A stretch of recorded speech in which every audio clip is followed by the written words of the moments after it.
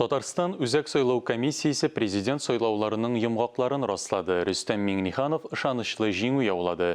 Үзәк сайлау комиссиясендә тавыш бирүнең нәтиҗәләре билгеле булды. Сайлаулар ничек узды? Татарстан президенты күпме тавыш җыйды? Бу хакта киләсе сюжетта.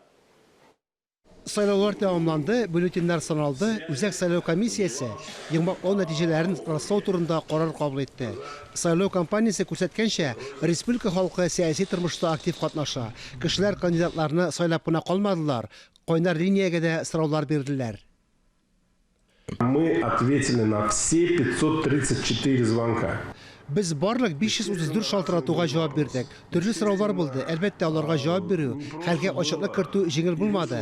Бүген ышанып әйтергә мөмкин, буларның барысы да артта калды. Сайлаулар республиканың иҗтимагый сәяси тормышындагы әһәмиятле вакыйга булды. Татарстанда сайлаулар 2008-7 участокта үтте. Һәр кайда югары дәрәҗәдә ачыклык. 21 меңнән артык күзәтүче карап торды. Тарихта беренче тапкыр тавыш бирүне блогерлар социаль челтәр аша трансляцияләде. Үзәк сайлау комиссиясендә Рөстәм Миңнихановның җиңүен расладылар. Татарстан президенты өчен 1 миллион 900 меңнән артык сайлаучы тавыш биргән.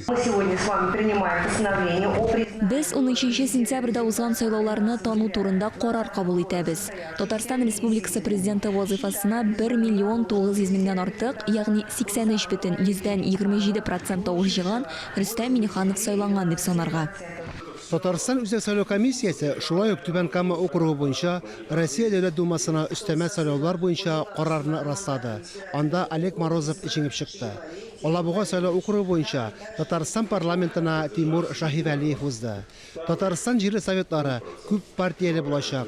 Лидер Берәм Россия партиясеннән тыш сәяси аренага КПРФ, Россия коммунистлары, Гадел Россия, ЛДПР һәм быелгы дебютант Үсеш партиясе чыкты. 50 депутатның 16-сы башка партияләр әгъзалары булган Казан шәһәре думасында моның ачык мисалы. Тарис Мөхәммәтов, Айнур Вәли Әхмәтов, Дамир Мөхәммәтханов, Татарстан яңалыклары.